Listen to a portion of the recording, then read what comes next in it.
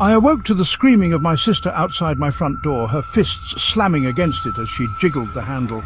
Despite the urgency in her voice, I knew this was just the entity attempting to make me come out of my room again. "Please, leave me alone," I begged the entity, rolling over to try falling back asleep. At least they could never enter my dreams, so I tried to spend most of my time there.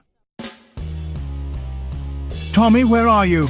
I got your text messages and made my own inside, just like you said. Please open the door. Please let me in," cried my sister, her fists banging against the door. I sighed, rising from my bed and exiting my room to confront the entity in the entryway.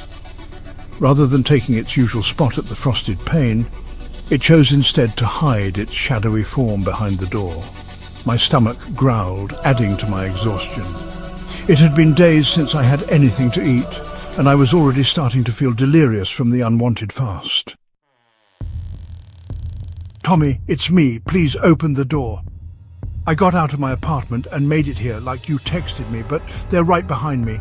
I don't know how long I have. Please tell me you're still alive." "Nice try, but I'm not opening my door. I already know you killed my sister weeks ago. Now shut up. I'm trying to sleep."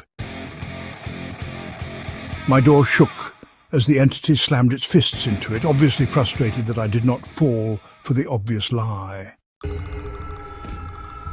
I clasped my hands to my ears. It sounded just like her, the way her voice trembled when she was scared, the way I could hear the pain and tears through her words. Just like with my mother, the entity knew how to mimic everything.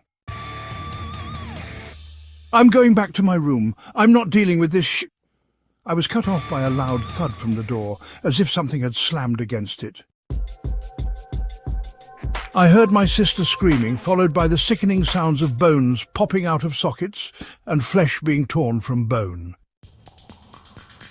"Shut up, you assholes! I'm not falling for it!" I screamed, turning to make my way back to my room.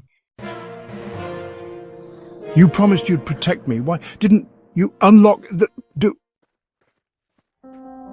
I ran back to my room, shoving a pillow over my ears to block out the sounds of munching, the breaking of bones. An hour passed before the crunching and chewing gave way to slurping and licking, followed by silence. I emerged from my room, almost relieved to see the entity back in its usual spot behind the frosted pane. Grabbing some water from the filled bathtub, I made my way to the entryway, sipping to ease the growing hunger pangs.